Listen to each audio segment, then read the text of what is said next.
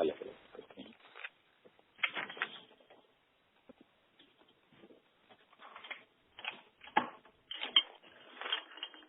ओम नमोस्ते नमोस्ते नमोस्ते। नमो लोयेश्वर त्रिकालवर्ती अरहंताणम, नमो लोयेश्वर त्रिकालवर्ती सीताणम, नमो लोयेश्वर त्रिकालवर्ती आयर्याणम, नमो लोयेश्वर त्रिकालवर्ती उच्चारणम, नमो लोयेश्वर त्रिकालवर्ती सर्वसावणम। ओंकार बिंदु संयुक्त नित्यं ध्यायन्ति योगिनः कामदं मोक्षदं चैव ओंकाराय नमो नमः। मंगलम भगवान वीरो मंगलम गौतमो मुनि, मंगलम कुंकुंदार्यो जैनधर्मोस्तु मंगलम। सर्वमंगल मांगल्यम सर्व कल्याण कारकम, प्रदानम सर्वधर्माणां जैनम चेतु शासनम। नभः समय साराय स्वामी कृत्या चकास्ते, चित स्वभावाय भावाय सर्वभावांतरच्छिदे। एगो में शाश्वतो अज्ञान दर्शन लक्षणो, शेषा में बाहिरा भावा सभे संयोग लक्षण। मारो सुशाश्वत एक दर्शन ज्ञान लक्षण जीव है, बाकी बधा संयोग लक्षण भाव बुझती बाह्य है। एक शुद्ध सदारूपी ज्ञान दर्शन में करे कहेंगे ते मारो जरी परमाणु मात्र नहीं है। ये जानतो और अंत ने गुण द्रव्य ने पर्याय बने, ये जीव जाने आत्मन पशु पाने लायक है નથી। પ્રમત કે પ્રમત નથી, જે એક નાયક ભાવ છે એ રીત શુદ્ધ કથા એને જિજ્ઞાસ તો તે જ છે। જેમ નેત્ર તેમજ જ્ઞાન નથી, કારક નથી વેદ કરે, જાણે જ કર્મો તે નિર્જરા બંધ તેમજ મોક્ષ। ધ્રુવચલ ને અનુપમ ગતિ પામેલ સર્વે સિદ્ધ ને, વંદી કહું સુત કેવલી કથિત આ સમય પ્રાપ્ત કહો। તું સ્થાપ નિજ ને મોક્ષ પંથે, ધ્યાન અનુભવ દેહ ને તેમાં જ નિત્ય વિહાર કર, નહીં વિહર પર દ્રવ્યો વિશે। ओम श्री नमः शिवाय नमः शिवाय। पूज्य बेनश्रीना स्वानुभूति दर्शन पर आपणी तत्व चर्चा चाले छे। एमां जे प्रश्नोत्तरी चाले छे एना उपर आपणो स्वाध्याय चाले छे। 343 नंबरनो प्रश्न हतो, एना उपर आपणे ત્રણેક રવિવારથી ચર્ચા ચાલી। વિષય પણ ઘણા પરખેથી આપણે ચોખ્ખો કર્યો છે। એ રવિવારે પ્રશ્નોત્તરીથી પણ મને એમ લાગે છે કે ઘણાને સમાધાન થઈ ગયું હશે આ બાબતમાં। છતાં કઈ પ્રશ્ન હોય તો પૂછી શકાય છે। અને આપણે આપણો વિષય આગળ ચલાવવા માટે 344 નંબરનો પ્રશ્ન છે। કોઈને કઈ પ્રશ્ન હોય તો કરે, નહીં તો પછી આપણે 344નો પ્રશ્ન છે એ ચલાવીએ। આપણે કોઈને કઈ પ્રશ્ન હોય તો પેલા પ્રશ્ન પૂછી લઈએ, પછી 344 નંબરનો આપણે પ્રશ્નોત્તર આપણે ચલાવવાનો છે। કોઈને છે કોઈ પ્રશ્ન હોય તો પૂછી શકે છે।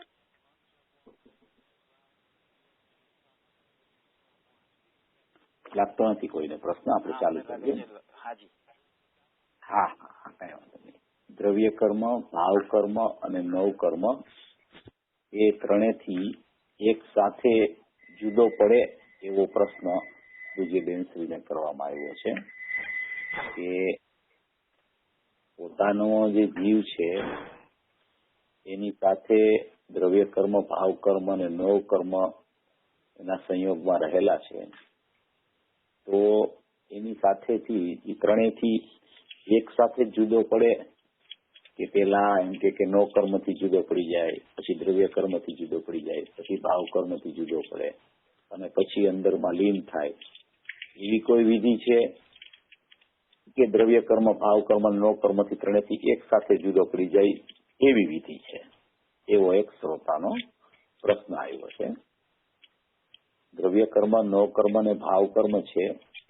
નો કર્મ એને કહેવાય કે શરીર અને શરીર આદિથી પર જેટલા પદાર્થો છે એને નો કર્મ કહેવામાં આવે। શરીર સાથે સંયોગમાં રહેલા પદાર્થો અને શરીર એને નો કર્મ કહેવામાં આવે। દ્રવ્ય કર્મ 8 જે જળ કર્મ છે, જ્ઞાનાવરણી આદિ, એને દ્રવ્ય કર્મ કહેવામાં આવે। ને આવા દ્રવ્ય કર્મના નિમિત્તે પોતાની પર્યાયમાં વિભાવ રૂપે જે પરિણમન ચાલે તેને ભાવ કરવો કહેવામાં આવે।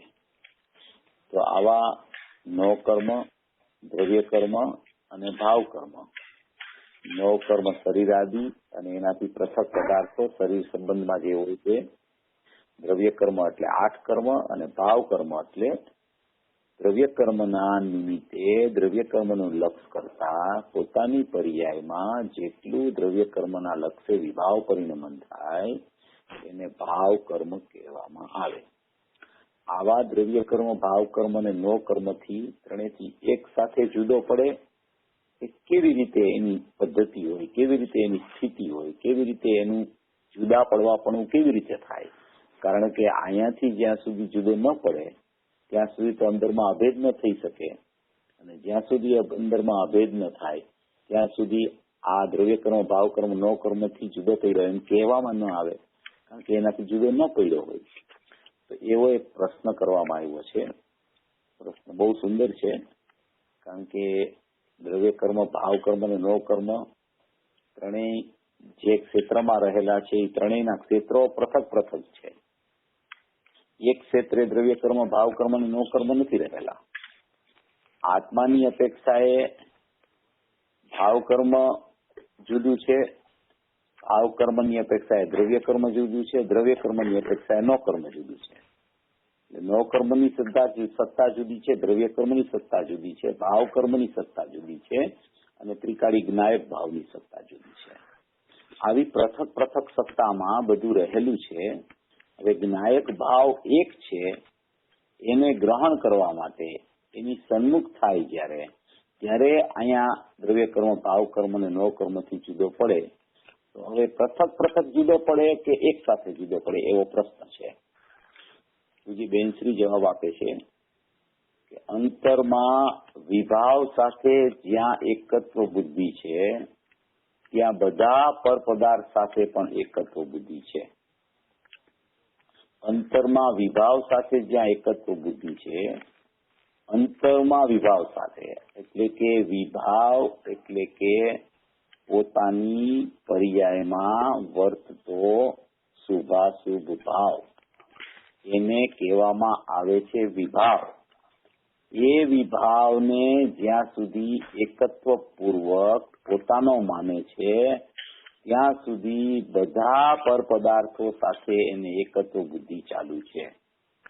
એટલે કે અંતરમાં વિભાવ જે એનો છે, અંતરમાં વિભાવ એટલે પોતાની જ એક સમયની પર્યાયમાં જે વિભાવ ચાલે છે. ત્રિકાળી દ્રવ્ય શાશ્વત છે અને પર્યાય પણ એની દ્રવ્યની પોતાની જ છે. વચ્ચે વચ્ચે કઈ કાર્ય ચાલતું એવો અવાજ આવે છે, જરા એ બંધ થઈ જાય તો સારું, કારણ કે ડિસ્ટર્બન્સ બહુ થાય છે. પ્લીઝ તમારી લાઈન જો અંતરમાં કોઈ પ્રશ્ન નથી તો જરા મ્યુટ કરી નાખજો પ્લીઝ. Thank you. સોરી. અંતરમાં વિભાવ સાથે જ્યાં એકત્વ બુદ્ધિ છે ત્યાં બધા પર પદાર્થ સાથે પણ એકત્વ બુદ્ધિ છે. તો અંતરમાં વિભાવ એટલે શું? વિભાવ તો અંતરમાં એટલે જ્ઞાયકમાં ન હોય વિભાવ. જ્ઞાયક તો સ્વભાવ ભાવ છે, આત્મા તો ધ્રુવ સ્વભાવ છે, આત્મા તો ચૈતન્ય સ્વભાવ છે, આત્મા તો જ્ઞાનમય ભાવ છે, આત્મા તો અખંડ સ્વભાવે રહેલો છે. પણ અંતરમાં વિભાવ સાથે જ્યાં એકત્વ બુદ્ધિ છે, વિભાવ એટલે પોતાની પર્યાયમાં બહિર્લક્ષે ચાલતો જે ભાવ છે એને વિભાવ કહેવામાં આવે છે. બહિર્લક્ષે ચાલતો જે ભાવ છે એ શુભ અશુભ ભાવને વિભાવ કહેવામાં આવે છે. એવા વિભાવની સાથે જ્યાં સુધી એકત્વ બુદ્ધિ છે, એકત્વ બુદ્ધિ છે એટલે વિભાવને અને પોતાના આત્માને એક માને છે, વિભાવને મારાપણે માને છે, વિભાવનો કર્તા માને છે, વિભાવનો ભોગતા માને છે. એવી જ્યાં સુધી વિભાવ સાથે એની એકત્વ બુદ્ધિ ચાલે છે ત્યાં સુધી બધા પર પદાર્થ સાથે પણ એકત્વ બુદ્ધિ છે. વિભાવ સાથે જ ખરેખર એને એકત્વ બુદ્ધિ થઈ શકે છે. પર પદાર્થ સાથે તો એને એકત્વ બુદ્ધિ કદી પહેલા થઈ શકતી જ નથી. એટલે પર પદાર્થથી તો ખરેખર એને જુદું પડવાનું છે જ નહીં. પર પદાર્થ તો એનાથી પૃથક જ છે. શરીર આદિ ભાવો તો એનાથી પૃથક જ છે. દ્રવ્ય કર્મ આદિ જળ ભાવો 8 કર્મ એ પણ એનાથી પૃથક જ છે. પણ ભાવ કર્મ જે છે એ ભાવ કર્મ પોતાની પર્યાયમાં પ્રગટ થતા હોવાથી દ્રવ્ય અને પર્યાયને જો પદાર્થ તરીકે પ્રમાણથી જોવામાં આવે તો એક સત્તા હોવાને કારણે એની એકત્વતા થઈ શકે તો પણ પર્યાય સાથે જ એની એકત્વતા થઈ શકે છે. અને પર્યાયમાં જે વિભાવ ભાવ પ્રગટિયા છે એ વિભાવ પ્રગટે છે પરના સંબંધે, પરના લક્ષે, પરને પોતાપણે માનીને પર પરિણમે છે, એને વિભાવ કહેવામાં આવે છે. જે શુભાશુભ ભાવ થાય છે એ શુભાશુભ ભાવો પરના નિમિત્તે થાય છે, એટલે કે પરને નિમિત્ત બનાવે છે, દ્રવ્ય કર્મને નિમિત્ત બનાવે છે, ત્યારે આ વિભાવની ઉત્પત્તિ થાય છે. તો એવા વિભાવ સાથે જ્યાં સુધી એકત્વ બુદ્ધિ ચાલે છે ત્યાં સુધી એ વિભાવનું જે નિમિત્તપણું છે પર પદાર્થ એની સાથે પણ એની એકત્વ બુદ્ધિ છે. કોઈ એકત્વ બુદ્ધિ વિભાવની જ્યાં સુધી છૂટતી નથી ત્યાં સુધી દ્રવ્ય કર્મ અને નો કર્મની પર પદાર્થની એકત્વ બુદ્ધિ કદી છૂટી શકતી નથી. વિભાવમાં એકત્વ ચાલે છે એનો મતલબ જ એ છે કે વિભાવના પ્રકારમાં જે નિમિત્તો એના નિમિત્તમાં છે અને અહીંયા વિભાવ નૈમિતિક રૂપે પરિણમ્યો છે નિમિત્તના લક્ષે, તો એવા નૈમિતિકમાં જે એકત્વ બુદ્ધિ ચાલે છે તો બહારમાં જે એનું નિમિત્ત છે એની સાથે પણ એની એકત્વ બુદ્ધિ નિયમથી છે. આમ સ્થૂળ રીતે બધાથી એકત્વ માનતો નથી, પણ એક પણ પર પદાર્થ કે વિભાવ સાથે જેને એકત્વ બુદ્ધિ છે તેને બધા સાથે એકત્વ બુદ્ધિ છે જ, તે જુદો પડ્યો નથી. એટલે કે સ્થૂળમાં બધાથી એકત્વ માનતો ભલે ન હોય, કોઈ પણ પર પદાર્થ હોય, શરીરથી બહારના પણ પર પદાર્થ હોય, સંયોગ પદાર્થમાં હોય, એ પદાર્થથી ભલે પોતે એકત્વ વિકલ્પાત્મક દશામાં ન માનતો હોય, પણ એ ન માનતો હોય એનું સમ્યકપણું ક્યારે થાય કે જ્યારે એ વિભાવની સાથેની એકત્વ બુદ્ધિ તોડે, વિભાવ સાથે એકત્વ બુદ્ધિ છોડે, વિભાવથી ન્યારો થઈ અને પોતે સ્વભાવવાન છે અને પોતાનો જે જ્ઞાન ભાવ છે એમાં મારો જ્ઞાયક ભાવ સ્વભાવ રહેલો છે, એવું જ્યાં સુધી અંતર્મુખી વલણ જ્યાં સુધી એને કેળવણીપૂર્વક ચાલુ ન થાય ત્યાં સુધી એને ખરેખર બધાથી એકત્વ ચાલુ જ છે. એક વિભાવનું એકત્વ છે તો બધા વિભાવના નિમિત્તો જેટલા છે એ બધા સાથે એને એકત્વપણું નિયમથી ચાલ્યા કરે છે. ભલે એની સાથે એકત્વપણું થતું નથી, પર પદાર્થ સાથે, શરીર સાથે, દ્રવ્ય કર્મ સાથે એકત્વ થતું નથી, પણ વિભાવનું એકત્વપણું જ્યાં સુધી છે તો વિભાવ પ્રગટ કેવી રીતે થયો, વિભાવ એનું નામ કેવી રીતે પડ્યું, પર્યાયમાં વિભાવ ભાવ પ્રગટ કેવી રીતે થયો, પર્યાયમાં શુભાશુભ ભાવની ઉત્પત્તિ કેવી રીતે થઈ, તો કે પર્યાયમાં શુભાશુભ ભાવની ઉત્પત્તિ કદી પણ દ્રવ્ય કર્મના કે નો કર્મના લક્ષ વગર કદી પણ પોતાની પર્યાયમાં વિભાવ ઉત્પન્ન થતો નથી. સ્વભાવનું જો એ પર્યાયને લક્ષ હોય તો કદી એની પર્યાયમાં વિભાવની ઉત્પત્તિ થતી નથી. એટલે વિભાવ ઉત્પન્ન થયો છે, વિભાવ ભલે ઉત્પન્ન થયો હોય પોતાના સટકારકથી, વિભાવ ઉત્પન્ન થયો છે પોતાના સ્વકાળે, વિભાવ ઉત્પન્ન થયો છે પોતાના ક્ષણિક અશુદ્ધ ઉપાદાનની યોગ્યતાથી થયો છે. એને કોઈ પરે વિભાવ કરાવ્યો નથી, નો કર્મએ ભાવ કર્મ કરાવ્યું નથી, દ્રવ્ય કર્મએ ભાવ કર્મ કરાવ્યું નથી, કે જ્ઞાયક ભાવે પણ ભાવ કર્મ કરાવ્યું નથી. ભાવ કર્મની ઉત્પત્તિ પણ પોતાના ઉપાદાનથી જોવામાં આવે તો સ્વતંત્ર પોતાના સટકારકથી એક સમયની પર્યાયમાં ક્ષણિક અશુદ્ધ ઉપાદાનથી પોતાની યોગ્યતાથી એક સમયમાં ભાવ કર્મની પોતાના સ્વતંત્ર સટકારકથી એના સ્વકાળે ઉત્પન્ન થઈ છે એ ભાવ કર્મની સ્થિતિ. અને એ ભાવ કર્મની સ્થિતિ ઉત્પન્ન થઈ એને ક્ષણિક ઉપાદાનથી જોવો તો એ ક્ષણિક ઉપાદાનથી જોતા, ક્ષણિક અશુદ્ધ ઉપાદાનથી જોતા એ પોતાના સટકારકથી નિરપેક્ષ થઈ છે, પરથી પણ નિરપેક્ષ થઈ છે અને સ્વથી પણ નિરપેક્ષ થઈ છે. એવી પર્યાયની તત્સમયની યોગ્યતાથી વિભાવ ઉત્પન્ન થયો છે. પણ એ વિભાવ ઉત્પન્ન થયો તો એ વિભાવ જ કેમ ઉત્પન્ન થયો, જ્ઞાન ભાવ કેમ ઉત્પન્ન ન થયો, સ્વભાવ ભાવ કેમ ઉત્પન્ન ન થયો, તો કે વિભાવ ઉત્પન્ન થયો ત્યારે નિયમથી એમાં એ પર્યાયનું લક્ષ દ્રવ્ય કર્મ કે નો કર્મની સન્મુખ હોય ત્યારે જ ખરેખર વિભાવની ઉત્પત્તિ થાય છે. સ્વતંત્રતાથી જોવો તો ક્ષણિક અશુદ્ધ ઉપાદાન છે, અને નૈમિતિકથી જોવો તો એને નિમિત્ત સાપેક્ષ નૈમિતિક કહેવામાં આવે છે. એક જ પર્યાયમાં ક્ષણિક અશુદ્ધ ઉપાદાનથી પણ એ પર્યાયને સિદ્ધ કરી શકાય જ્યારે એની નિરપેક્ષતા સિદ્ધ કરવી હોય. પર્યાયનું કારણ પર્યાય છે એમ સિદ્ધ કરવું હોય, પર્યાયનું કાર્ય પર્યાયમાં થયું છે એમ સિદ્ધ કરવું હોય. એવી રીતે કર્તા કર્મ કરણ અપાદાન સંપ્રદાન ને અધિકરણ એવા સચકારકથી જયારે પર્યાયને જોવી હોય તો વિભાવ પણ સત છે એની પર્યાયમાં. પણ અહીંયા પ્રશ્ન એમ છે કે જુદા એક સાથે પડે છે કે ક્રમે ક્રમે પડે છે. તો વિભાવ ઉત્પન્ન કેવી રીતે થયો? તો કે વિભાવ કોઈ દિવસ પરના લક્ષ વગર એની ઉત્પત્તિ થતી નથી. નિમિત્ત સાપેક્ષથી જ નૈમિતિક વિભાવ ઉત્પન્ન થાય છે. તેથી અહીંયા પૂજ્ય બેનશ્રી જવાબ એમ આપે છે કે આમ સ્થૂળ રીતે બધાથી એકત્વ માનતો નથી, પણ એક પણ પર પદાર્થ કે વિભાવ સાથે જેને એકત્વ બુદ્ધિ છે તેને બધા સાથે એકત્વ બુદ્ધિ છે જ, તે જુદો પડ્યો જ નથી. એટલે વિભાવની સાથે જે જીવને સમયવર્તી પણ એકત્વ વર્તે છે એને વિભાવના જેટલા નિમિત્તો છે એ બધા નિમિત્તો સાથે એકત્વ બુદ્ધિ એની ચાલુ જ છે. એટલે કે એ પોતે એક સમય માટે પણ એની એકત્વ બુદ્ધિ છોડી અને એ ખરેખર વિભાવથી જુદો નથી પડ્યો, એટલે એ પરથી જુદો ખરેખર પડ્યો નથી.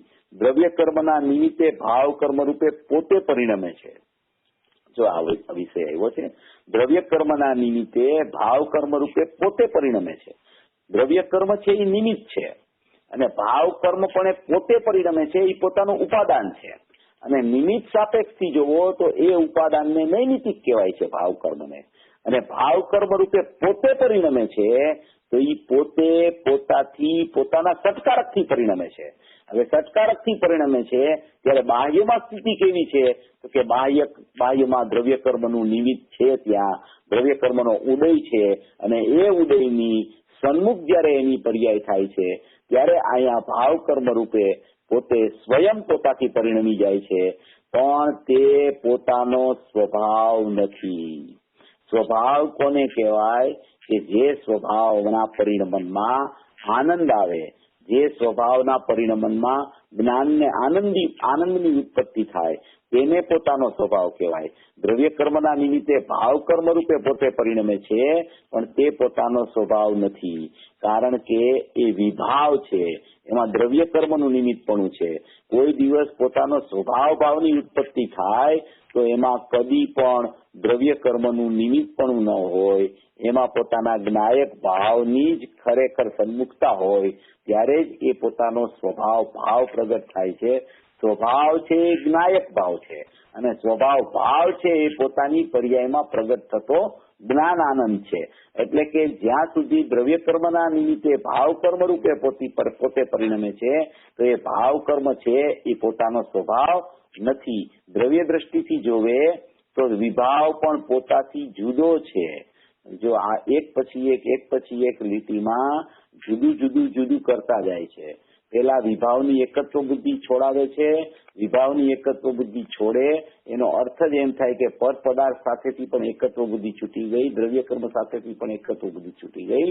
દ્રવ્ય કર્મના નિમિત્તે ભાવ કર્મ થતું હતું, એ ભાવ કર્મ પોતાની પર્યાયમાં થતું હતું, પોતાની એક સમયની અશુદ્ધ ઉપાદાનની પર્યાયમાં ભાવ કર્મ રૂપે પરિણમન થતું હતું, પણ એ પણ પોતાનો સ્વભાવ નથી. એટલે જો એ પોતે દ્રવ્ય દ્રષ્ટિથી જોવે, એટલે કે પોતાના દ્રવ્ય જે પોતાનું છે એની દ્રષ્ટિ કરીને જોવે તો વિભાવ જે પ્રગટ થયો છે પોતાની પર્યાયમાં ભાવ કર્મરૂપ વિભાવ છે, શુભાશુભ ભાવ છે. દ્રવ્ય કર્મના નિમિત્તે પરિણમન જે એનું પોતાથી થયું છે ભાવ કર્મ રૂપે, એ પોતાનો સ્વભાવ નથી. અને દ્રવ્ય દ્રષ્ટિથી જોવે તો એ વિભાવ છે એ પણ પોતાથી જુદો છે. એટલે જ્ઞાયક ભાવથી એ પર્યાયમાં પરિણમતો વિભાવ છે. એ દ્રવ્ય દ્રષ્ટિથી જોવે તો વર્તમાનમાં અજ્ઞાનીને પણ એ દ્રવ્ય દ્રષ્ટિથી જોવે તો ભાવ કર્મનો વિભાવ છે એ પોતાથી જુદો છે. છતાં તેની સાથે જેને એકત્ર બુદ્ધિ છે તે પર તરફ દ્રષ્ટિ કરીને ઉભો છે. આખી વાત છે એ એકત્વ બુદ્ધિ ઉપર ચાલી જાય છે કે એનું એકત્વ ક્યાં ચાલે છે, એનું એકત્વ દ્રવ્ય સ્વભાવ તરફ હોય છે કે એનું એકત્વ દ્રવ્ય કર્મ અને નો કર્મ તરફ ચાલે છે. એ દ્રવ્ય કર્મ અને નો કર્મ પૃથક સત્તા છે, ત્રિકાળી દ્રવ્ય પૃથક સત્તા છે, બેયની વચ્ચે પોતાની એક સમયની પર્યાય છે. એક સમયની પર્યાયમાં વિભાવરૂપ જે પરિણમન થયું તો એમાં દ્રવ્ય કર્મના લક્ષ્ય એનું પરિણમન થયું છે, અને સ્વભાવરૂપ જો એનું પરિણમન પર્યાયમાં થયું તો જ્ઞાયક ભાવના લક્ષ્ય દ્રવ્ય દ્રષ્ટિથી પરિણમન થયું છે. એવા દ્રવ્યને જે જીવ જોવે છે તો એ દ્રવ્યને જોતા એને ખ્યાલ આવે છે કે આ વિભાવ છે એ મારો સ્વભાવ નથી, કારણ કે પુનપાપના ભાવ જે છે એ જ્ઞાયક ભાવમાં નથી, એ જ્ઞાયક ભાવમાં કદી પ્રવિષ્ટ થઈ શકતા નથી. એટલે એને પુનપાપના ભાવને જ્ઞાયકમાં ન હોવાથી એને જુદા કરવાના નથી, એ જુદા જ છે એવું જ્ઞાન એને વર્તે છે. ત્યાં જ એની દ્રષ્ટિ દ્રવ્ય ઉપર ચાલી જાય છે કે દ્રવ્ય કર્મના નિમિત્તે ભાવ કર્મ થયા છે. મારો સ્વભાવ તો જ્ઞાયક ભાવ છે, મારો સ્વભાવ તો જ્ઞાનમય છે, હું તો જ્ઞાનમય આત્મા છું, હું તો ચૈતન્યમય આત્મા છું, હું તો ધ્રુવ ચૈતન્ય તત્વ છું. એમ જ્યાં એને ખ્યાલમાં આવી જાય છે ત્યાં પર સાથેની એકત્વ બુદ્ધિ તૂટી અને દ્રવ્ય દ્રષ્ટિનું જ્યાં જોર આવે, દ્રવ્ય દ્રષ્ટિથી જ્યાં દ્રવ્યને જોવે તો વિભાવ પણ પોતાથી જુદો છે, અને છતાં જેની સાથે એકત્વ બુદ્ધિ છે તે પર તરફ દ્રષ્ટિ કરીને ઉભો છે. જ્યાં સુધી એકત્વ બુદ્ધિ ચાલે છે ત્યાં સુધી દ્રવ્ય દ્રષ્ટિ થતી નથી, અને જ્યાં દ્રવ્ય દ્રષ્ટિ થાય છે ત્યાં એનું પર તરફથી દ્રવ્ય કર્મ તરફથી એકત્વ છૂટી જાય છે. એટલે જે ભાવ કર્મમાં શુભ અશુભ ભાવની પર્યાયોનું પરિણમન થતું હતું એ એનું ભાવ કર્મ બદલાય અને ભાવ કર્મ રૂપે જ્ઞાન થઈ જાય છે, અને આત્મા એનો કર્તા થઈ જાય છે. અત્યાર સુધી વાસ્તવિકપણે એવું થતું હતું, એને ખરેખર અત્યાર સુધી એવું ચાલતું હતું કે દ્રવ્ય કર્મના નિમિત્તે ભાવ કર્મ થતું હતું, એ ભાવ કર્મનો આત્મા કર્તા થતો હતો, એટલે કે અકર્તા સ્વભાવ એને લક્ષમાં નહોતો આવતો, આત્મા કર્તા બનતો હતો. હવે જ્યાં ભાવ કર્મથી દ્રવ્ય કર્મથી અને નો કર્મથી એનું લક્ષ છૂટી ગયું, અને લક્ષ છૂટીને દ્રવ્ય તરફ એનું લક્ષ ચાલ્યું ગયું પર્યાયનું, તો એ પર્યાયે હું જ્ઞાયક છું એમ પરિણમન કર્યું, જ્ઞાનમાં જ્ઞાયક જણાય છે એમ પરિણમન કર્યું, તો એમાં જ્ઞાન ભાવ પ્રગટ થયો. તો એમાં પણ જો તમારે કર્તા કર્મ જોવું હોય, ભાવ કર્મ જોવું હોય તો એ જ્ઞાન સમ્યક પ્રગટ થયું એને ભાવ કર્મ કહેવાય, અને આત્માને પર્યાય અપેક્ષાએ દ્રવ્યને એનો કર્તા કહેવામાં આવે. વાસ્તવિકપણે તો આત્મા અકર્તા સ્વભાવી છે, જ્ઞાયક સ્વભાવી છે, અભોગતા સ્વભાવી છે. પણ જયારે જ્ઞાનરૂપ પરિણમન એનું થાય છે આત્માનું પરિણમન પર્યાય અપેક્ષાએ જોવો તો જ્ઞાનરૂપ થયું, દ્રવ્ય અપેક્ષાએ આત્મા અપરિણામી છે. પર્યાયના પરિણમનથી જોતા દ્રવ્યનો જ એક પર્યાય સ્વભાવ છે એ પરિણમે છે, એમ જોતા આત્મા કરતા અને એનું જ્ઞાનમય પરિણમન કર્મ જે છઠ્ઠી ગાથામાં આવ્યું છે કે કર્તા કર્મનું અનન્યપણું એ પણ ખરેખર તો જ્ઞાયક જ છે. તો એ જે વાત છે એમ અહીંયા જ્યાં એકત્વ બુદ્ધિ એની છૂટી જાય છે ત્યાં એને ખરેખર એના ભાવ કર્મમાં પરિવર્તન થઈ જાય છે. જે શુભાશુભ ભાવ રૂપે ભાવ કર્મ ચાલતું હતું જ્યાં દ્રવ્ય દ્રષ્ટિ થઈ ત્યાં એ ખરેખર એનું ભાવ કર્મ જ્ઞાન થઈ ગયું. અત્યાર સુધી શું થતું હતું કે એ ભાવ કર્મને પોતે ખરેખર કર્મ બનાવતો હતો, ખરેખર એને જ્ઞેય રૂપે નતો જોતો, અને અહીંયા જ્ઞાન છે મારા સ્વભાવમાં એમ નતો જોતો, અને જ્યાં એની સ્વભાવ ઉપર દ્રષ્ટિ પડી ત્યાં ખરેખર એનું કર્મ જ્ઞાન થઈ ગયું અને વિભાવ જ્ઞેય પણ એ ખ્યાલમાં આવવા માંડ્યા. એટલે એને ખરેખર દ્રવ્ય દ્રષ્ટિ થઈ એમ કહેવામાં આવે. જ્યાં સુધી એની એકત્વ બુદ્ધિ પર તરફ છે ત્યાં સુધી ખરેખર આ કોઈ કાર્ય જ્ઞાનમય પરિણમન ભજતું નથી. એટલે એને એમ કહેવામાં આવે કે વિભાવ સાથેની એકત્વ બુદ્ધિ જ્યાં સુધી ચાલે છે ત્યાં સુધી દ્રવ્ય કર્મ અને નો કર્મ પણ એકત્વ સ્થાપિત એનું છે અને છે. સ્ટુડન્ટ કહે છે કે કોઈને એમ લાગે કે હું બધાથી જુદો પડ્યો છું એટલે માત્ર અને માત્ર વિભાવ સાથે એકત્વ બુદ્ધિ છે એટલું જ બાકી રહ્યું છે. પણ જો તે એક વિભાવમાં પણ એકત્વ બુદ્ધિ કરી રહ્યો છે તો તેને બધા સાથે એકત્વ બુદ્ધિ ઊભી જ છે. એટલે કે કોઈને એમ થાય કે હું તો બધાથી પૃથક થઈ ગયો છું, હું તો પરથી પૃથક છું, સંયોગથી પૃથક છું, શરીરથી પૃથક છું, દ્રવ્ય કર્મથી પૃથક છું. એ તો મને વાત બેસી ગઈ છે, એ વાત તો મને ખ્યાલમાં આવી ગઈ છે. એમ ખ્યાલમાં ક્યારે આવી કહેવાય કે વિભાવના એક કણમાં પણ જ્યાં સુધી એની એકત્વ બુદ્ધિ વર્તતી હોય તો આખા જગત સાથે એની એકત્વ બુદ્ધિ ચાલુ છે.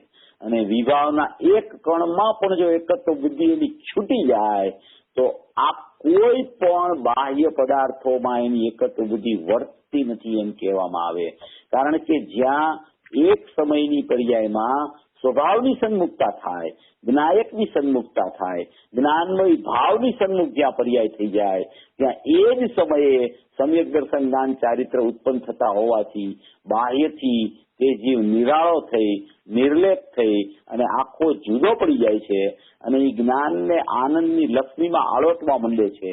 એવો એનો સ્વભાવ જ્યાં એને ખ્યાલમાં આવી જાય છે ત્યાં જ એ સ્વભાવનું વલણ કેળવાતા જ એ સ્વભાવ સન્મુખ પરિણમન જ્યાં એનું થઈ જાય છે ત્યાં જ આખા વિશ્વથી જુદો પડી જાય છે.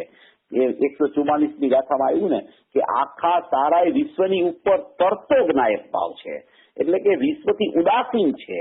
આખા વિશ્વ ઉપર તરતો એટલે કે વિશ્વથી જુદો એટલે કે વિશ્વથી પૃથક એવો એક જ્ઞાયક ભાવ છે. એ જ્ઞાયક ભાવ જે જ્ઞાન ભાવની દ્રષ્ટિમાં આવે છે, જે જ્ઞાન એને દ્રષ્ટિમાં લઈ અને એનું પરિણમન થઈ જાય છે ત્યારે એક પણ વિભાવના કણમાં એની એકત્વ બુદ્ધિ ચાલતી નથી અને પોતાના સ્વભાવમાં એકત્વ થઈ જાય છે. તો એમ કહેવામાં આવે છે કે આ જીવે વિભાવ ભાવથી પૃથક થઈ અને પોતાના સ્વભાવમાં એકત્વ કરી લીધું છે.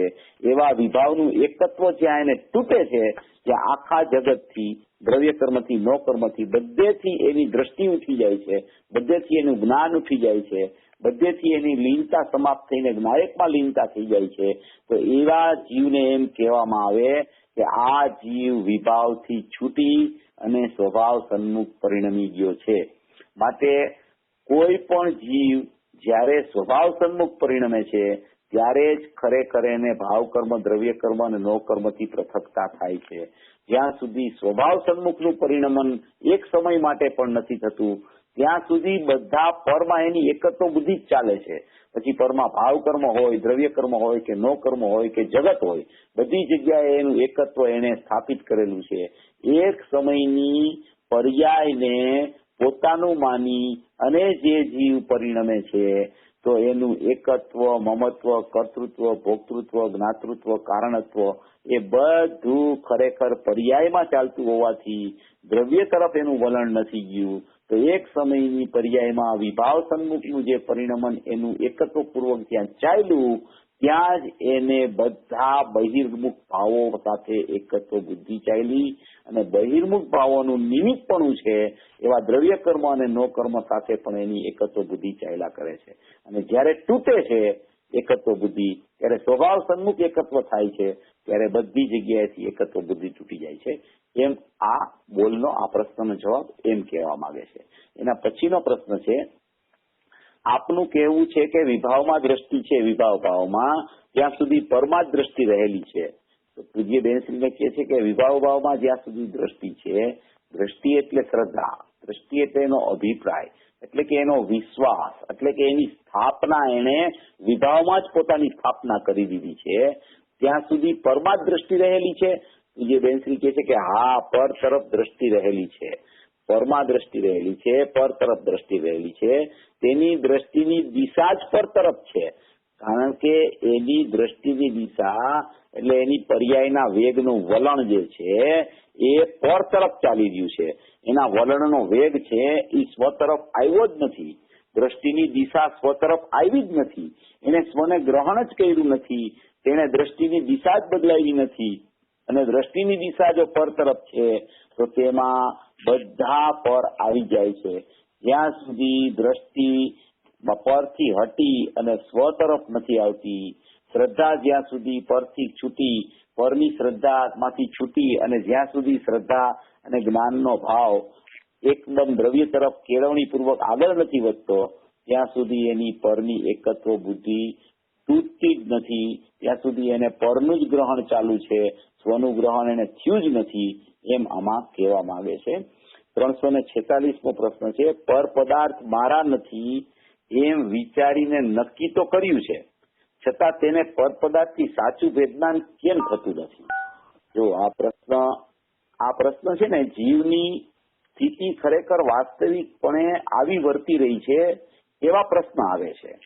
ખરેખર પોતે પોતાની રીતે જો શાંતિથી બેસીને એકવાર વિચાર કરે કે મારું પરિણમન કેવી રીતે ચાલી રહ્યું છે અને મારો અપરિણામી સ્વભાવ કેવો છે અને મારા પરિણમનમાં અત્યારે શું વર્તી રહ્યું છે, વિકલ્પો ચાલે છે, વિકલ્પો સાથે એકત્વ ચાલે છે કે જ્ઞાયક ભાવ છે, એ જ્ઞાયક ભાવ સાથે એકત્વ ચાલે છે, વિકલ્પો ચાલે છે, એ વિકલ્પો કોના લક્ષ્ય ચાલે છે, કયા સંબંધીના વિકલ્પો ચાલે છે, એ વિકલ્પોનો પ્રકાર કેવો છે અને શા માટે આવા વિકલ્પોની ઉત્પત્તિ થાય છે કે નિર્વિકલ્પ તત્વને ગ્રહણ નથી કર્યું માટે વિકલ્પોની ઉત્પત્તિ થાય છે અસ્થિથી, અને નાસ્તિથી જોવો તો પર પદાર્થની સન્મુખતા છૂટી નથી, એટલે મારી પર્યાયમાં રાગરૂપી વિકલ્પનું પરિણમન ચાલી રહ્યું છે.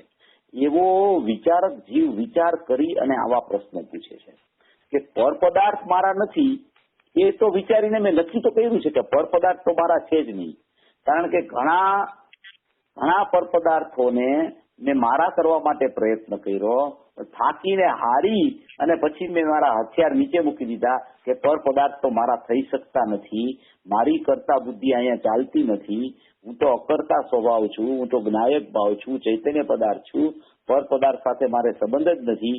હું ઘણું પરિણમવા માટે પ્રયાસ કરું છું પર પદાર્થને કે પર પદાર્થ હું કહું એમ પરિણમી જાય, મારા કહેવા પ્રમાણે, મારા આશય પ્રમાણે, મારા ભાવ પ્રમાણે પર પદાર્થનું પરિણમન થઈ જાય, એવો ઘણો વિચાર કર્યો, છતાં પણ એ પરિણમતા નથી. એટલે થાકીને હારીને પણ મેં એવો સ્વીકાર તો કર્યો છે કે પર પદાર્થ મારા નથી, એવી રીતે વિચાર કરીને તો એને નક્કી કર્યું છે, છતાં તેને પર પદાર્થથી સાચું વેદનાન કેમ થતું નથી? તો એવું નક્કી તો એને કર્યું હોવા છતાં એને ભેદ જ્ઞાન હજી થઈ શકતું નથી. નક્કી કર્યું છે એમાં એક એની પાત્રતા બતાવે છે. એની પાત્રતા છે કે આવો તો એને વિચાર આવી ગયો છે, આવું તો નક્કી એને કર્યું છે કે પર પદાર્થ મારા છે જ નહીં, પર પદાર્થ તો મારામાં નથી, મારા દ્રવ્ય ક્ષેત્ર કાળ ભાવથી પૃથક છે, મારી સત્તાની બહાર છે, મારા દ્રવ્ય ગુણ પર્યાયમાં પર પદાર્થ નથી. એટલે એવું તો મેં નક્કી કરી લીધું છે, પણ છતાંય હજી પર પદાર્થથી સાચું ભેદદાન કેમ થતું નથી? પાત્રતા હોવા છતાં ભેદદાનની પરિણતિનો ઉત્પાદનો સ્વકાર કેમ હજી આવતો નથી? ભેદ જ્ઞાન પરથી થઈ અને સ્વનું અભેદ જ્ઞાન પરિણમન પૂર્વક કેમ મને ઉદ્ભવિત થતું નથી? એવો એક શ્રોતાનો પ્રશ્ન છે. એનો પૂજ્ય બેનશ્રી જવાબ આપે છે કે આ બધા ઘર, મકાન, કુટુંબ આદિ મારા નથી, એવો વૈરાગ્ય તો જીવે ઘણી વાર કર્યો છે. જો આ ઘર, મકાન, કુટુંબ આદિ મારા નથી, એવો વૈરાગ્ય તો જીવે ઘણી વાર કર્યો છે. આ શરીર આદિ બધા પર પદાર્થ મારા નથી, તે પર છે એમ પણ વિચાર કર્યો છે. તે વિચાર કરીને જુદો પડે છે, પણ તેની પરિણતિ પર સાથે એકત્વ થઈ રહી છે ત્યાં સુધી એકત્વ બુદ્ધિ ઊભી જ છે, અને વિકલ્પ સાથે એકત્વ બુદ્ધિ છે તો બધા સાથે પણ એકત્વ બુદ્ધિ છે. તેને શરીરમાં કાંઈ થાય તો તે વિચાર કરે કે શરીરથી હું જુદો છું, પણ સહજ ભેદ જ્ઞાન રહેવું જોઈએ, તે રહેતું નથી, માટે વિચારથી જુદો પડે છે, પણ વાસ્તવિક ભેદ જ્ઞાનની પરિણતિ તેને નથી. વિચારથી એટલે વિકલ્પથી જુદો પડે છે, પણ વાસ્તવિક ભેદ જ્ઞાનની પરિણતિ તેને થતી નથી. હવે આ જે કહેવા માંગે છે એમાં બે વાત પૂજ્ય બેનશ્રી કરવા માંગે છે કે જ્યાં સુધી એને તેની પરિણતિ પર સાથે એકત્વ કરી રહી છે ત્યાં સુધી એકત્વ બુદ્ધિ ઊભી જ છે, અને વિકલ્પ સાથે એકત્વ બુદ્ધિ છે તો બધા સાથે પણ એકત્વ બુદ્ધિ જ છે. વિકલ્પ સાથે એકત્વ બુદ્ધિ એટલે વિભાવ ભાવ સાથે એકત્વ બુદ્ધિ, વિભાવ ભાવ સાથે એકત્વ બુદ્ધિ એટલે રાગ સાથે એકત્વ બુદ્ધિ. રાગ સાથે એકત્વ બુદ્ધિ એનું નામ જ ખરેખર મમત્વ છે. રાગ સાથે એકત્વ કરવું એટલે કે રાગને મારો માનવો, એટલે કે રાગનું કર્તાપણું કેળવવું, એનું નામ જ ખરેખર શ્રદ્ધામાં મિથ્યાત્વ ચાલી રહ્યું છે. રાગ અને મિથ્યાત્વ બે જુદી જુદી વસ્તુ છે. મિથ્યાત્વ છે એ શ્રદ્ધા ગુણની વિપરીત પર્યાય છે. રાગ જે છે એ ચારિત્ર ગુણની વિપરીત પર્યાય છે. આ વિકલ્પની વારંવાર વાત આવે છે. એ વિકલ્પ શબ્દ રાગ છે. એ રાગમાં મારાપણું અનાદિથી જીવનું ચાલી રહ્યું છે. પર પદાર્થનું મારાપણું, દ્રવ્ય કર્મનું મારાપણું, નવકર્મનું મારાપણું એ તો પૃથકતા છે. એટલે ત્યાંથી તો જીવ જુદો પડી પણ જાય છે અપેક્ષાએ વિકલ્પાત્મક ભૂમિકામાં. પણ વિકલ્પ છે ખરેખર એકત્વ બુદ્ધિ જીવની ક્યાંય પણ થતી હોય તો વિકલ્પ સાથે જ એકત્વ થઈ શકે છે. વિકલ્પ સાથે જ એકત્વ બુદ્ધિ થઈ શકે છે. કારણ કે વિકલ્પ છે એની પર્યાયમાં ચાલે છે અને બીજી વસ્તુઓ છે તો એને પર્યાયથી પૃથક છે. એટલે ત્યાં તેની એકત્વ બુદ્ધિ પણ ખરેખર થતી નથી. એકત્વ બુદ્ધિ ચાલે છે વિકલ્પ સાથે. કોઈ પણ પ્રકારના ઉત્પાદની પર્યાયમાં વિકલ્પોનું પરિણમન ચાલે છે. એને મારા જ્યાં સુધી માયના કરે છે ત્યાં સુધી છે ને એ વિકલ્પની એકત્વ બુદ્ધિ કહેવામાં આવે છે. વિકલ્પની એકત્વ બુદ્ધિ છૂટી જાય તો પણ વિકલ્પ ચાલુ રહે છે. વિકલ્પની એકત્વ બુદ્ધિ ચાલી જાય તો પણ વિકલ્પ ચાલ્યો નથી જતો. એટલે જીવને શું થાય છે કે વિકલ્પ છૂટતો નથી. અરે વિકલ્પ છૂટતો નથી એની દોટ મૂકવાની નથી તારે. વિકલ્પ તો જ્યાં સુધી યથાખ્યાત ચારિત્ર નહીં આવે ત્યાં સુધી ઉદ્ભવિત થયા કરશે. પણ વિકલ્પમાં એકત્વ છોડવાનું છે. વિકલ્પ મારો છે એમાં મારાપણું છોડવાનું છે. વિકલ્પને છોડવાનો પ્રયત્ન જીવ ખૂબ કરે છે પણ વિકલ્પનું મારાપણું છોડવાનો પ્રયત્ન નથી કરતો. વિકલ્પને મારા માનવાનું બંધ નથી કરતો. વિકલ્પમાં મમત્વ છોડતો નથી. રાગાદી ભાવ કોઈ જીવને પોતાની પર્યાયમાં પ્રગટ થાય. દેવશાસ્ત્ર ગુરુનો રાગ આવે, વંદનનો રાગ આવે, સ્વાધ્યાયનો રાગ આવે, પૂજા ભક્તિનો રાગ આવે તો એ રાગ આવે એ ચારિત્ર અપેક્ષા એ બંધનું કારણ છે. અને જ્યાં સુધી મિથ્યાત્વ છે ત્યાં સુધી એની એકત્વ બુદ્ધિ ચાલે છે તો એ રાગ સહિતનું મિથ્યાત્વ છે એને. પણ એ રાગ અને મિથ્યાત્વ બે જુદા હોવાથી રાગ રહી જાય છે અને મિથ્યાત્વ છૂટી જાય છે. કોઈ જીવ પૂજામાં બેઠો હોય, ભક્તિમાં બેઠો હોય, સ્વાધ્યાયમાં બેઠો હોય તો એ રાગના પરિણામ છે. તો એ રાગના પરિણામને મારા જ્યાં સુધી માયના કરે છે કે આ મારાથી થાય છે, આ પરિણામનો કરનાર હું છું, આ પરિણામનો જાણનાર હું છું, આવા પરિણામ મેં કર્યા ત્યારે આવા પરિણામ થયા, એમ કરી અને પોતાના આત્માને એવા પરિણામનો કર્તા બનાવી અને પોતાના આત્માનું કર્તાપણું એમાં સ્થાપે છે અને અકર્તા આત્મા છે એને કર્તા બનાવે છે સમયે સમયે. ખરેખર વિકલ્પનો કર્તા આત્મા નથી. વિકલ્પનો કર્તા વિકલ્પ છે. વિકલ્પ સ્વયં ઉદ્ભવિત થાય છે. વિકલ્પને કોઈ ઉત્પન્ન કરી શકતું નથી. વિકલ્પને કોઈ છોડી શકતું નથી. વિકલ્પમાંથી મારાપણું જીવ જરૂર છોડી શકે છે કે વિકલ્પ મારો નથી, હું તો નિર્વિકલ્પ તત્વ છું, એમ મારાપણું છોડી શકે છે. એક તરફ વિકલ્પ ચાલે છે, એક તરફ જ્ઞાયક ભાવ છે અને એની શ્રદ્ધાની પર્યાય આ કામ કરે છે. શ્રદ્ધાની પર્યાયમાં જ્યાં સુધી વિકલ્પ મારો છે, આવા વિકલ્પરૂપી ભાવ મારા છે, આવા ભાવ હું કરું છું એવું મમત્વ જ્યાં વિકલ્પમાં સ્થાપિત થાય છે એવી શ્રદ્ધાને જ મિથ્યાત્વ કહેવામાં આવે છે. એટલે વિકલ્પને છોડવાનો પ્રયત્ન નથી કરવાનો, વિકલ્પમાં મારાપણું છોડવાનો પ્રયત્ન કરવાનો છે.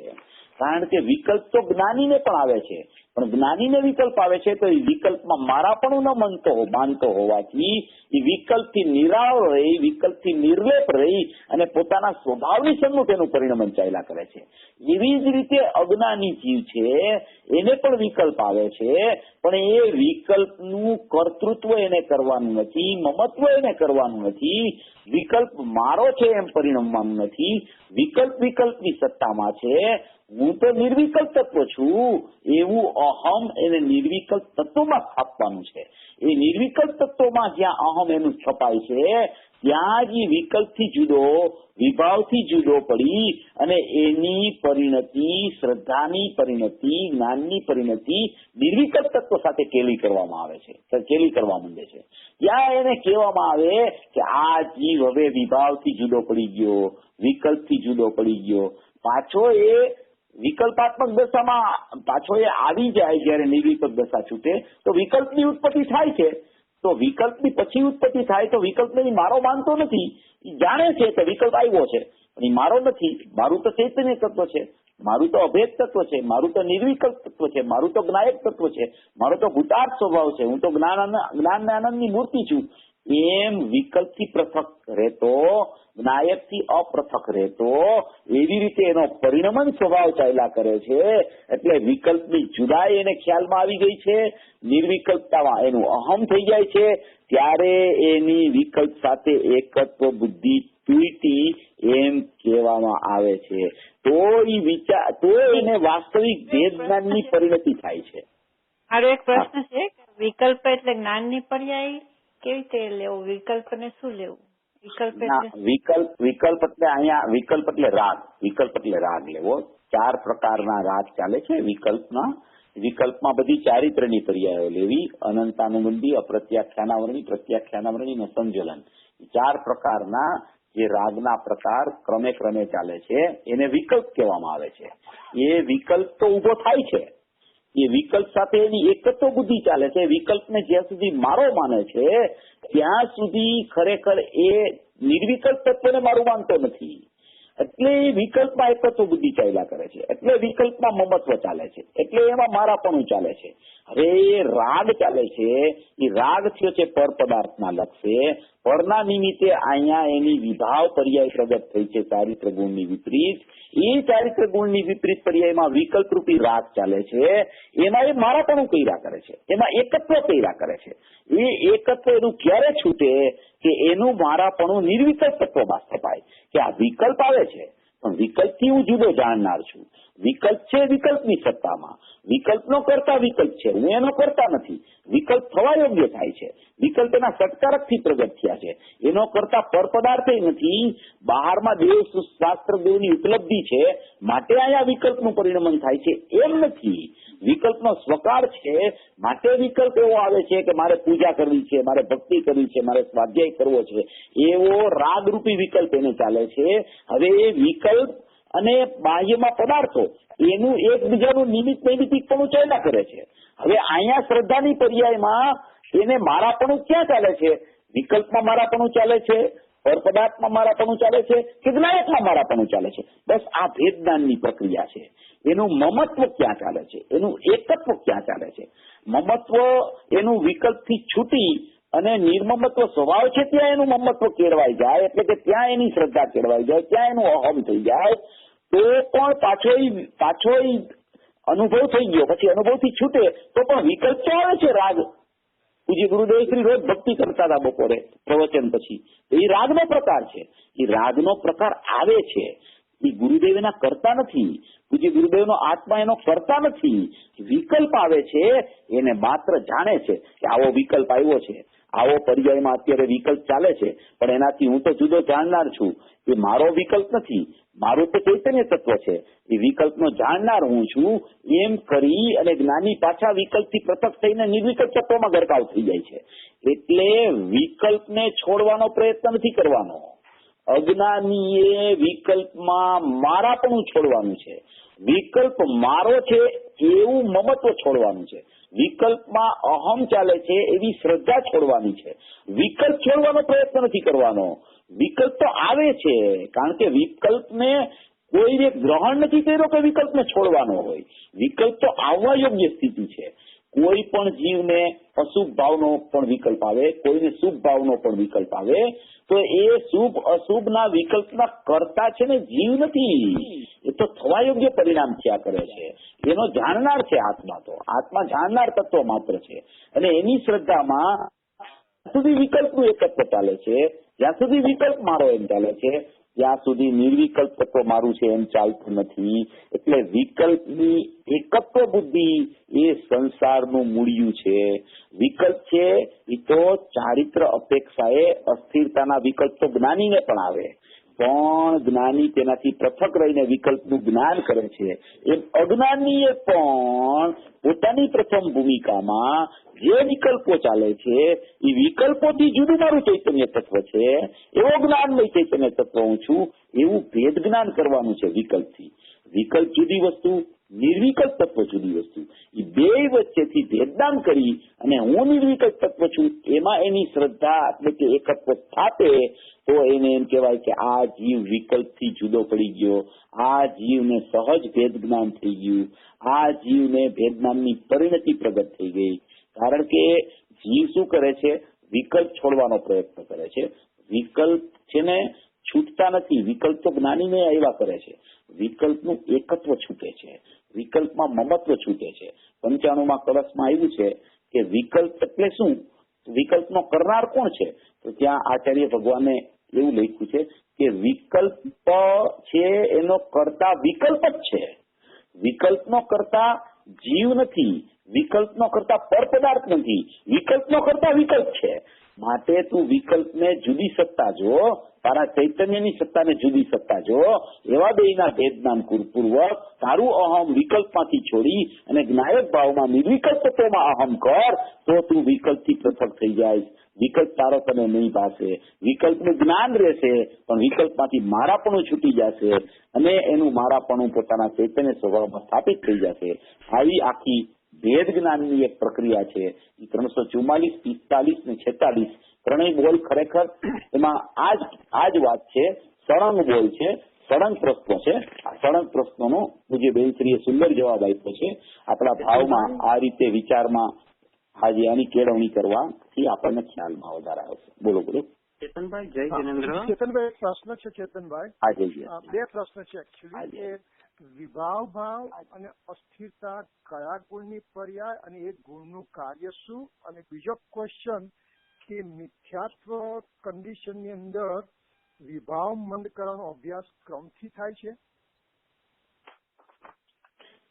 પેલો પ્રશ્ન તમારો એ છે કે વિભાવ અને વિકલ્પ કયા ગુણની પર્યાય છે, બરાબર છે?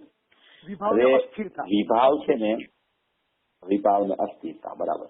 વિભાવ છે શુભાશુભ ભાવને વિભાવ કહેવામાં આવે છે અને અસ્થિરતા છે એ પણ ખરેખર જે કાંઈ છે એ ચારિત્ર ગુણની પર્યાયમાં બધું જાય છે. વિભાવ તમે કયો, અસ્થિરતા તમે કયો. અસ્થિરતા શબ્દ જ્ઞાનીને લાગુ પડે છે, વિભાવ શબ્દ અજ્ઞાનીને લાગુ પડે છે. કારણ કે જ્ઞાનીને વિભાવથી એકત્વ છૂટી ગયું છે એટલે એને હવે ચારિત્ર ગુણની વિપરીત પર્યાયનું પરિણમન છે એને અસ્થિરતાજન્ય પરિણમન કહેવામાં આવે છે. કારણ કે એની સ્થિરતા જેટલી દ્રવ્યમાં સ્થપાવી જોઈએ એટલી સ્થિરતાની ઓછપ છે, માટે એને અસ્થિરતાજન્ય વિભાવ પરિણમન ચાલે છે, માટે એને અસ્થિરતા કહેવામાં આવે છે. અને એ વિભાવ કયો કે અસ્થિરતા કયો એ બે ચારિત્ર ગુણની વિપરીત પર્યાયના નામો છે. એક પ્રશ્ન તો આ થયો તમારો. હવે બીજો પ્રશ્ન શું છે? બીજો પ્રશ્ન મિથ્યાત્વ ગુણ સ્થાનકમાં વિભાવ મંદ કરવાનો અભ્યાસ ક્રમથી થાય છે? વિભાવ મંદ કરવાની જે ચર્ચા એટલે કે નો કર્મ છૂટે પછી દ્રવ્ય કર્મ નો ભાવ છૂટે પછી ભાવ કર્મ એ રીતનું મન કસાય એ રીતે થાય છે? ના, એવી રીતે થતું જ નથી. એ તો અનંત વાર જીવે એ રીતે મંદ કસાયનું પરિણમન કરી અને એ તો દ્રવ્યલિંગી મુનિ અનંતવાર થઈ ગયો છે. 11 અંગ ને 9 પૂર્વનું જ્ઞાન એને અનંતવાર કર્યું છે.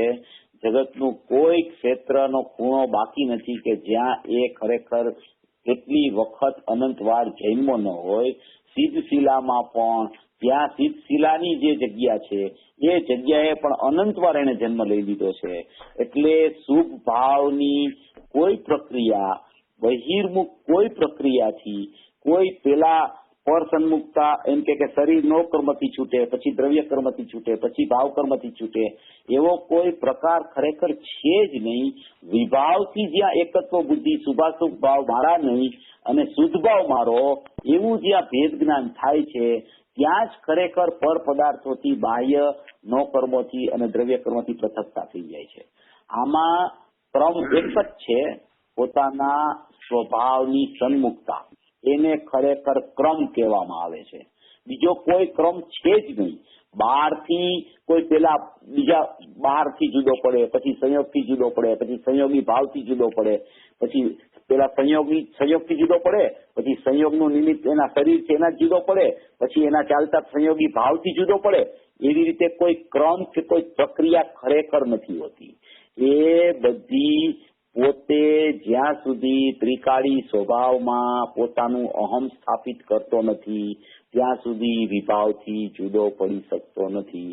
એક સમયની પર્યાયમાં એક સમય માટે પણ અહમ ચાલે છે, એને આખા જગતનું અહમ છે. ખરેખર આ જ છે એનો ક્રમ એક જ છે. ચૈતન્ય સ્વભાવની સન્મુખતા કરવી, ત્યાંથી ક્રમ ચાલુ થાય છે. એવી વાત છે. Thank you. ચેતનભાઈ એક સવાલ છે. બહેનશ્રીએ જે કહ્યું કે પરથી ભલે બુદ્ધિપૂર્વક જુદો પડ્યો પણ અંતર પરિણતિ પર સાથે એકત્વ બુદ્ધિ કરે છે, તો એ પર સાથે એકત્વ બુદ્ધિ પરિણતિ જે કરે છે એ પરિણતિ તો સૂક્ષ્મ છે, અરૂપી છે. તો અજ્ઞાની જીવને એને એકત્વ બુદ્ધિ ચાલે છે એનું લક્ષણ શું, એને કેવી રીતે ખબર પડે? એનું લક્ષણ એવું છે રમેશભાઈ કે એને પોતાને જ્યાં સુધી આનંદ નથી આવતો, જ્યાં સુધી એને અતિન્દ્રિય આનંદની ઉત્પત્તિ નથી થતી, ત્યાં સુધી એને એકત્વ બુદ્ધિ પર સાથે ચાલુ જ છે. યા તો વિભાવ સાથે ચાલુ છે, યા તો પર સાથે એકત્વ બુદ્ધિ ચાલુ છે.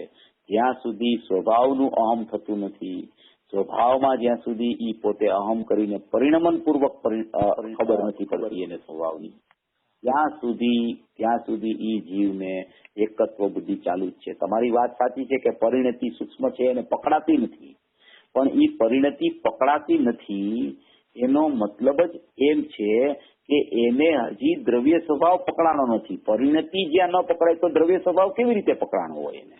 કારણ કે પરિણતિ તો અંશ છે દ્રવ્યનો, દ્રવ્ય અંશી છે, એટલે એને દ્રવ્ય સ્વભાવ જ પકડાનો નથી. દ્રવ્ય સ્વભાવમાં અહમ નથી થયું.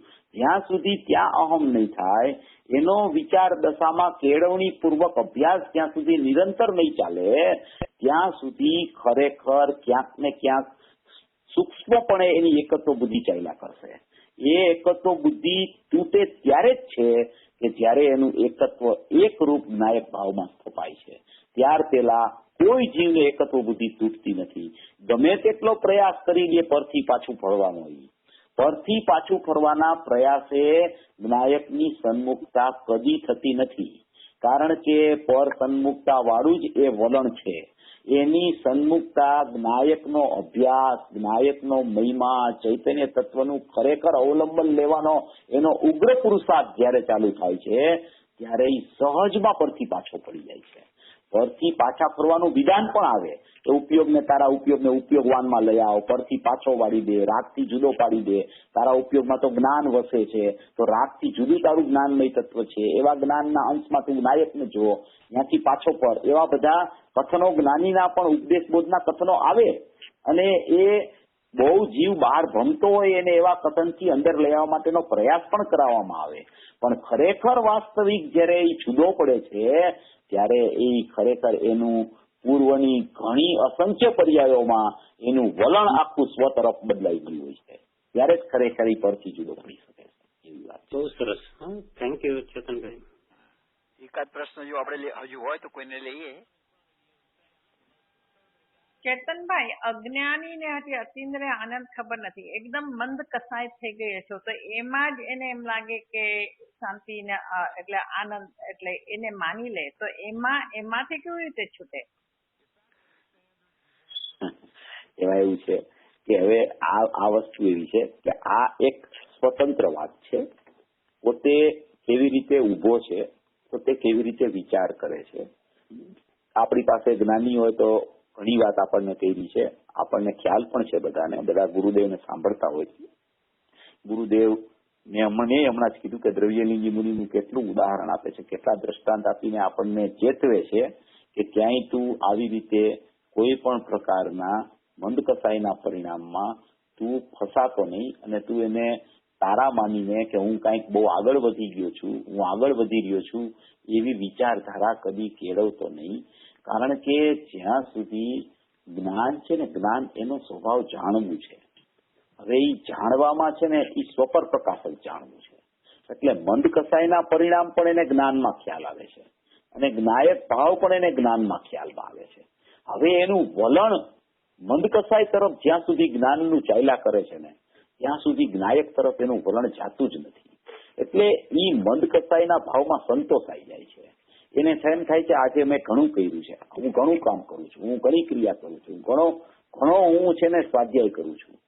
હવે પૂજા ભક્તિ કે કોઈ પણ પ્રકારના ભાવ જે ચાલે છે એ એક ક્રિયામાંથી તો જીવ, ધારો કે એ ક્રિયામાંથી એકત્વ છોડે તો આ સ્વાધ્યાયની ક્રિયામાં એકત્વ ચાલે છે. એ પણ એક ક્રિયા છે, એમાં એકત્વ બુદ્ધિ છે, એ પણ સંસાર છે ખરેખર.